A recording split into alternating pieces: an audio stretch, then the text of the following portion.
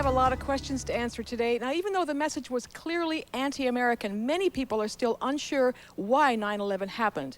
And now in the aftermath of that tragedy, we find ourselves spending millions on homeland security as well as preparing for a war against Iraq. A lot of us are concerned about our safety, and some of us are suspicious of all Arab Americans. Now, the FBI has detained men of Arab descent who live in this country for possible ties to al-Qaeda. Some people say it's about security, others say it's discrimination against Arab Americans. Our first guest, Basil, says that he and his family live in fear, and now a close friend hates him because he's Arab American. Close friend, you guys grew up, didn't you go to school together? We were Hang boys. out together? We were boys. I mean, Yeah. there's no other way to put it. We were boys. Played basketball together? Jenny, every time I talk about it, it's like depressing. I mean, I don't know how to explain it best, that it's just I feel like I got stabbed in my back. Was he calling you a terrorist? What? All of a sudden, he's like, okay, and then I start hearing rumors behind my back from other friends that, you know, we hang out with. And they're like, oh, yeah, he's saying, like, you know, you might be a terrorist sleeping cell, or that, you know, you might be working with al-Qaeda. And he's known you for years, He's known me for years. I mean, it's not like he's behind the doors with the CIA. He's got evidence on me. He's telling you to go back to your country, and you were born here. I was born in the big D, Detroit. Yeah. That's my home. That is my home. You know? Well, he's here now. Basil's former friend says since 9/11, he thinks Basil and his family might be terrorists. Believe it or not, here's more of what he had to say on tape.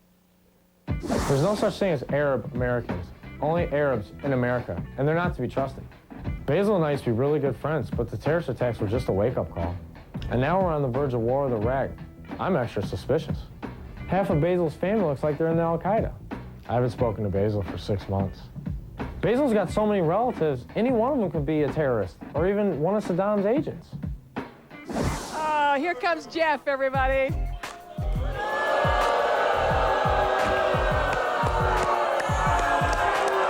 I'm just saying what everybody thinks. I'm just saying what you guys think.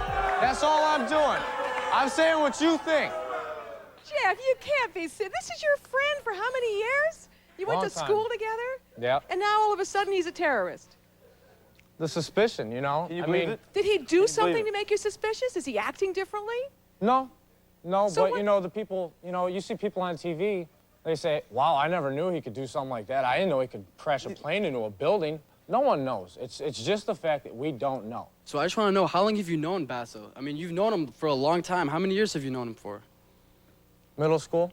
Since middle school. I mean, don't you know his family? Don't you know who he is? Don't you know who he is? Don't you know his background? He's got a huge family. He doesn't know half his family.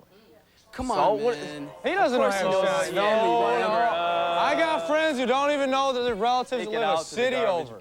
Whatever. I have chosen, I mean, their people, you look on TV every day, they are killing each other in their own country. That's true. They don't get What does along that with do with anything? They do not get along with each other. We have inner-city wars. We have people shooting each other in our own inner to take a cities. step back. I'm not doing You know what I'm hate saying? crimes. You know what? He was never your friend, so it's not a big loss. You say whatever you want. Our next guest is a 19-year-old Arab American who says since 9/11 he's been the victim of not just verbal but violent physical assaults. Here is Yahya.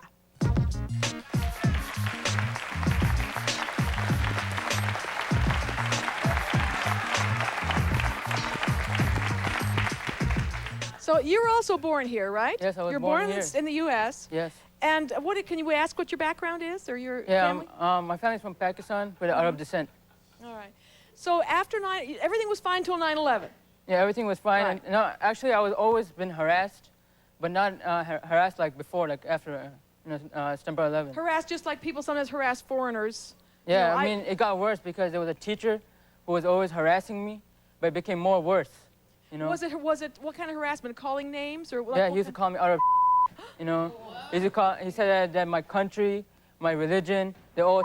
You know. Who got physical with you? Was a friend of the teacher's, right? Yeah, it was a guy next. Actually, he brought a guy next after I reported him. There was a guy next to him, you know, and that guy, he chased me and he pinned me to the wall. He twisted my arm. He started punching me in the back. Every time I tried to look back, he would punch my face.